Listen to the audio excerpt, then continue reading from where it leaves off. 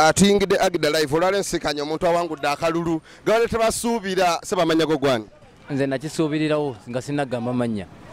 wakisuubira otanga gwe sigowero nze obye kabbe sikitegeera kabbe kakomugongo nawe twesimba babiri tulaba nakabba osanga munnange gwe wangu n'obubbi tebubula ne mukomugongo bubeera mu ssebo omukwano ku bantu sinywa njaga sinywa mayiro basigaya mayirungi sinywa bia abadde akwesimbyeko abinywa tabinywa bikozesa oba olusi naye yenyini byakozesa sebo kale tudde kumanya gwani taata nyanze nyenje Joshua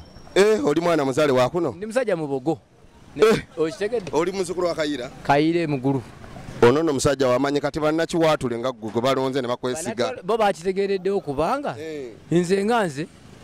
ebintu ebyange bitono nnyo madde soogera mu campaign naye era nga ntuuka ku muntu sekinomu ne mugamba yawula naawe olaba oli muntu mukulu kituufu ye nga ye ayinza oba teyakiraba naye nze nganze namanya ne kakati nakkiriza tumugambye agende mu kkooti tumuyinaako buzibu akomugongo banamubuuza bakwesimbyeyo ne babagoba ne bakola bata tumuyinaako buzibu kati oyina entanda yonna gy'osibira abantu entanda bagimanyi bulungi embeera egenda kukyuka eya buli muvubuka okukiwaatule oli wa kibiina kisebo kibiina sijja kyogera ndi wamu n'abantu ndi wa NUP National Unity Platform era tulina kweberera mwebaira abana bebereddemu okimanyi bulungi omuntu ali ogwa Kyagulanyi kuba president kale mwe nawe bali kubeerako ku Agida Live Kyagulanyi Sentamu omwana Jawole Sonyonyi yagamba West Nakawa West ngata bazze bangi bebo ate tumanyi ffe tumanyi omuntu omu Joel Sonyonyi B Nakawa West mama ate gwani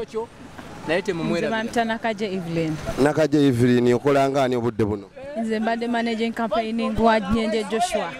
muwangudde nnyo owulira otya muli bannaye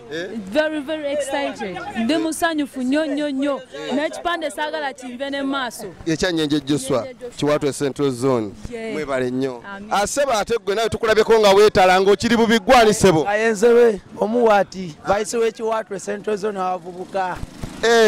anevuganyizaako mukubi ekigo simayina gya buliddo bakati ampalana amanya gosebo Musisi Daniel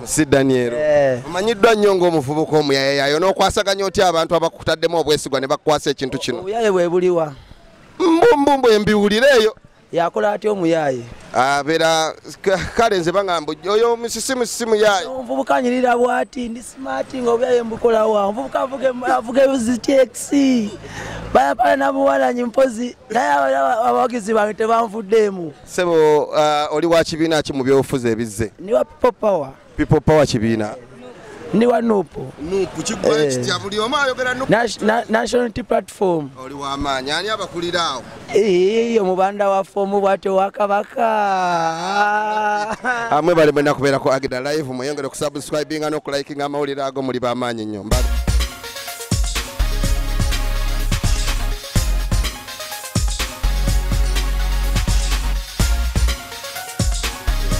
mwenna abali awo mugamba mutya tuli ako Agida Live yongere kusubscribinga okulayikinga n'okusharinga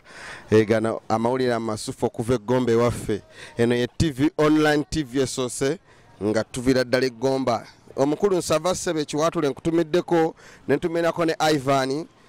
Ivan oyo ali awo Kiwaatule nga wetekkoonodde najjeera awo ku muzikiti awo musajja musiraamu naye yayita Ivan mutumiddeko muganda wange ne ntumirako ne Tony makanika wa TV opposite Gomba pub Kiwaatule ne ntumirako bonna ne yinginia wange Alan Soft Media musajja Alan Soft Media abeere mabega wa kamera ne ntumirako mwenna abananga abatuba nga muli ku Agida Live obudde bonna buli ketteekayo ne mukagobera bataata mwebale nnyo mwongere okusubscribinga n'okumanyisa abalala tubeere bangi amawulire mangi gennina mangi nnyo ne tukyalinda bannange nammwe muwereko ekintu kino tukisabukule nga kya ttabbu twanasabukula ekintu kya ttabbu olwaleero abantu bawangudde akalulu wano Ekiwaatule okwejaga okuli Ekiwaatule buli kadde olaba n'ayitawo okwejaga kuli Ekiwaatule omukulu Joshua Nyenje awangudde akalulu n'eggomba eyo ndi mukuwuliza mmanye ebifaayo naye nga mwebale nnyo mwebale eno ye Agida Live temuvaako tukomawo